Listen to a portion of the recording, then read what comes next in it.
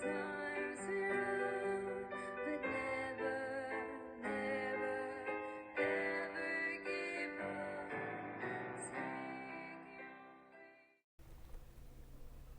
Liewe vriende, baie welkom hierso by ons uitsendingsdiens. Mag jy sommer net daar waar jy jouself bevind, sommer maar net in die rustigheid en in die teenwoordigheid van die Here wandel.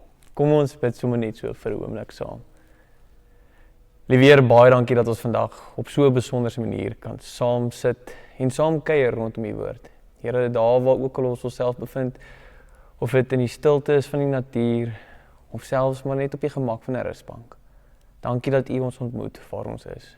Here, wanneer ons nou vandag weer 'n bietjie in die woord indelf, help ons om vandag te kan hoor wat U vir ons wil sê. Amen.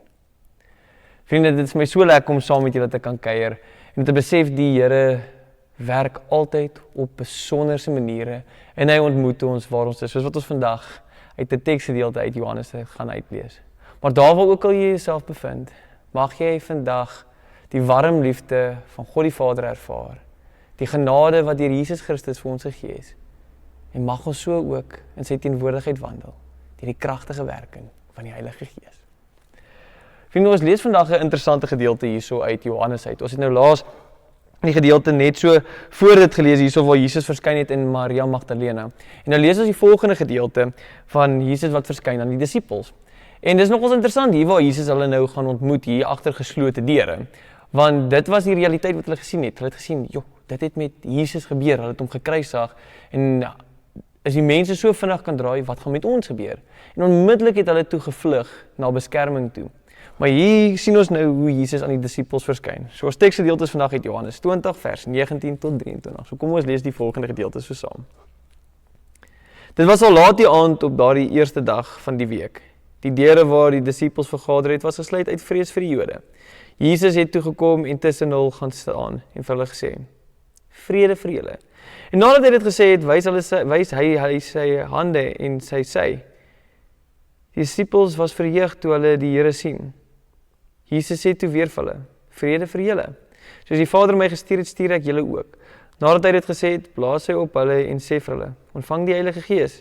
As julle mense se sondes vergewe, is dit hulle vergewe. As julle dit van hulle weerhou, bly dit van hulle weerhou. Tot sover lees ons net hierdie kort gedeelte. En vriende, hier is nog ons my 'n besonderse teks, want ek wil dit na 'n bietjie vandag te bring. Die vakansie se stadige ritme is nou uiteindelik weg en ons is nou almal weer in ons nuwe roetine. En skole het begin, werk het begin en ons almal het nou weer verskillende verantwoordelikhede weer opgetrek. Dalk is ek nou weer die ouer, dalk is ek nou weer die baas, dalk is ek net weer die werknemer.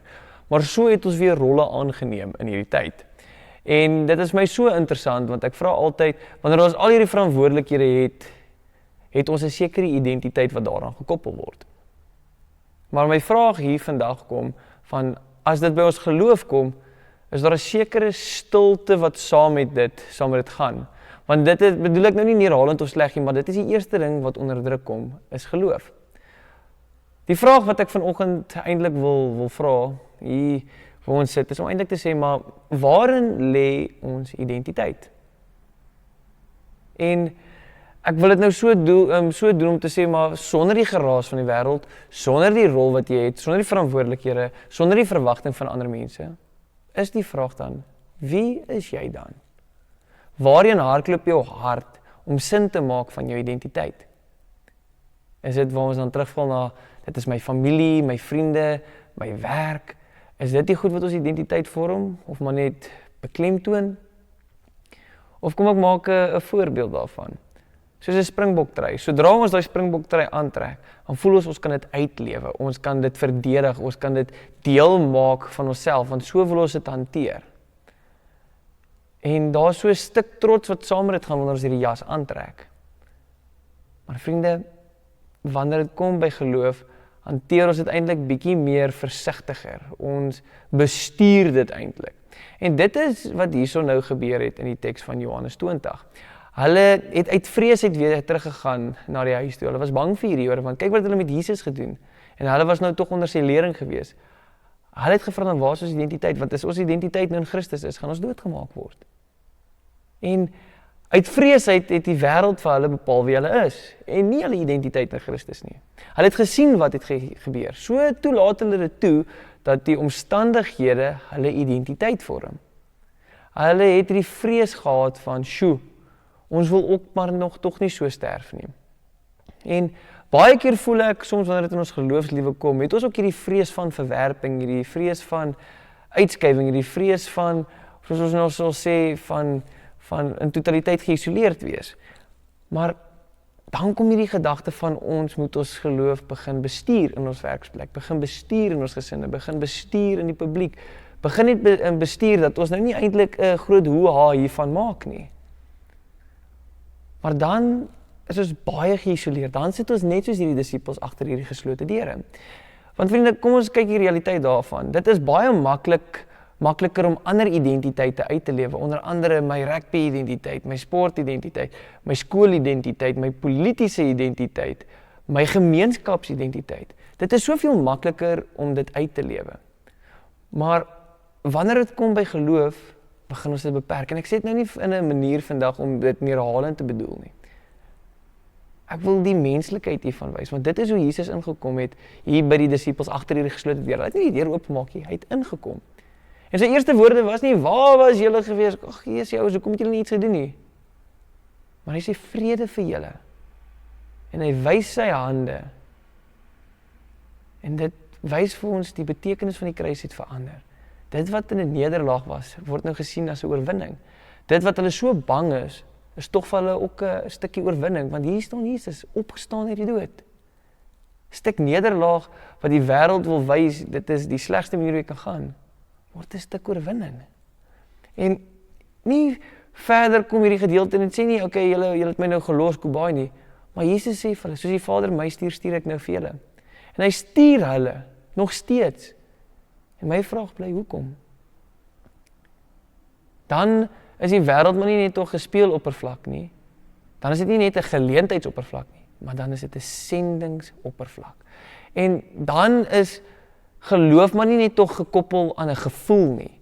Want dan gaan dit nie oor hoe jy voel nie, dan is jou identiteit nie gelê in my geloof se gevoel van hoe ek voel as gevolg daarvan. Dalk voel ek goed, dan kan ek dit uitlewe. Dan hoe voel ek oor God, hoe voel ek oor die? Dan is dit nie 'n kwessie nie, dan word geloof 'n werklikheid.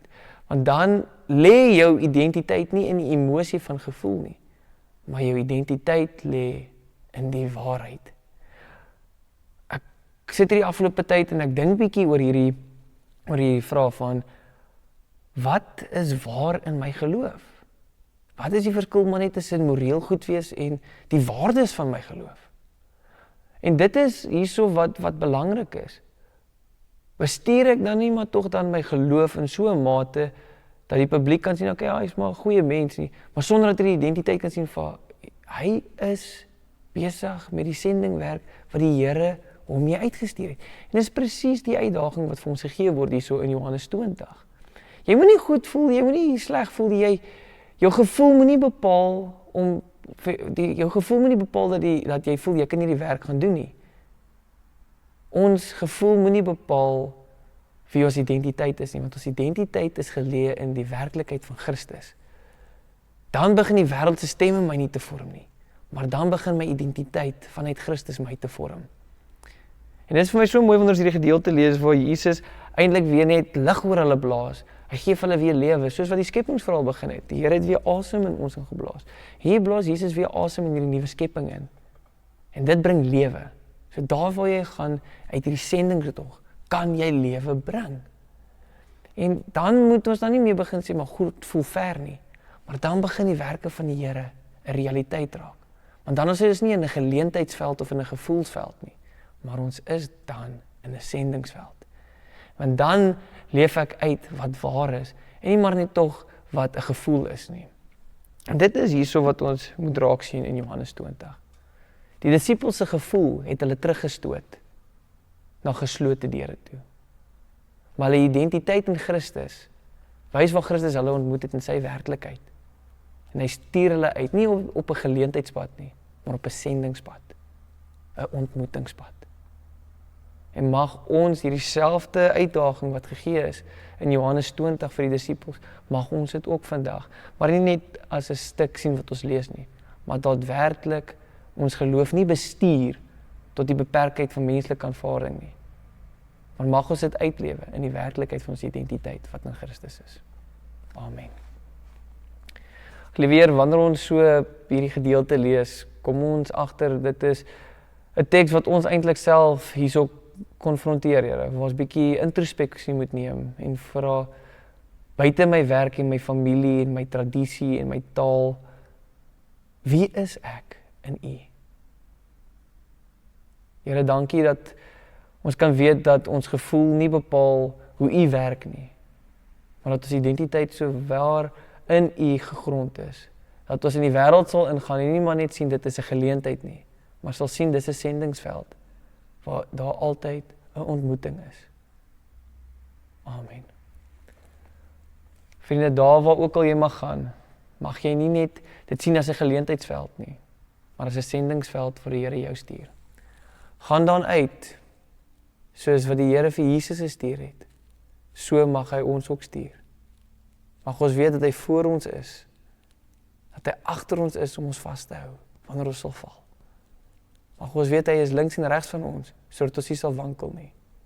En mag ons besef, die Vader van genade, die Seun van liefde, en die teenwoordigheid van die Gees, is saam met ons op hierdie sendingsveld.